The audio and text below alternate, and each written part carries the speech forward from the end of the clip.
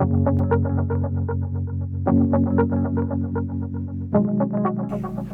Minister Kuciak, dear participants, thanks for inviting me to this conference.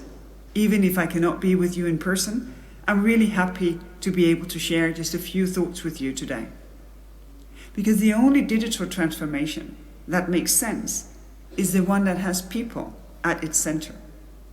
And for that, we need education systems that are modern, agile.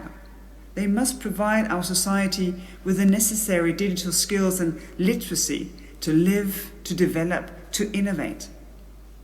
This is the reason why the European Commission has launched a structured dialogue at the highest level with member states and with stakeholders. In the next 12 months, we will focus on how to ensure stronger and better improvements in digital education. We take this very seriously, and it is the chance to get it right.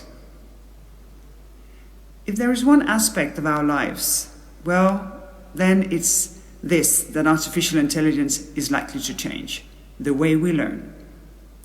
Just during lockdown, digital technologies has allowed millions of people around the world to continue school, university, training, education. But as always with technology, there is a flip side of the coin. If AI is likely to get a bigger role in our educational systems, there can also be risks. I see two in particular. First, that many people who don't have the right skills to master the technology, that they are left out of our digital transition. And second, that artificial intelligence poses risks to our fundamental rights, especially when they are combined with personal data. The risk to our fundamental rights, well, you will know if you're never invited to a job interview, because the AI system used to select candidates was built on data that never really saw a profile like yours. This kind of faulty artificial intelligence may lead to discriminations of people, of groups. And this is essential to tackle, especially when it comes to sensitive areas like education, like having a job, being able to provide for yourself. This spring we have adopted our first ever proposal for a legal framework on artificial intelligence.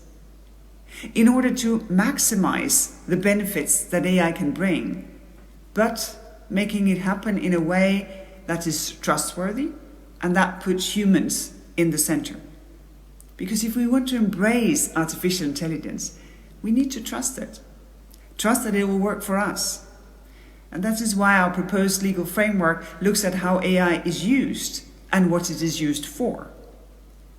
It takes a proportionate and a risk-based approach. The higher the risk of a specific use of AI, the higher risk it may cause to our lives, the stricter the rules.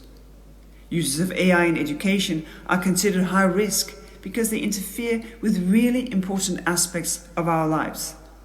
For example, artificial intelligence used to assess participants when they take admission tests. AI providers in this field will be submitted to strict obligations to ensure that our fundamental values and rights, that they are respected. We also look at the use of AI in specific sectors. We have already announced a Commission expert group on artificial intelligence and data and education, and that will prepare ethical guidelines by September next year. And that leads me to the other risk that I mentioned, the lack of digital skills. To be part of digital transition, we need to understand how digital technologies work and make them work. Educators and students must have a good understanding of AI and data and how it's being used in education and training.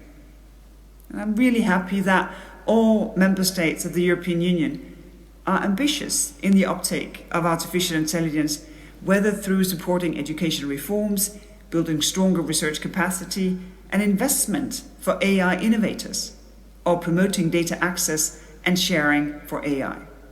We will, of course, do our best to assist member states in their efforts.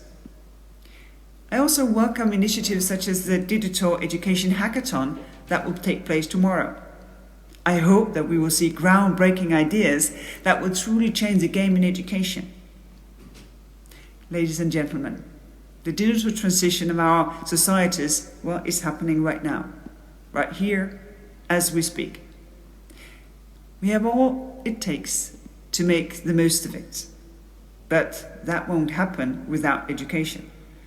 Without skilled people that has the confidence and the knowledge to be able to make us trust and use technology. And this requires our full energy, our commitment to take action, and, of course, our truly, fully cooperative approach. Thank you.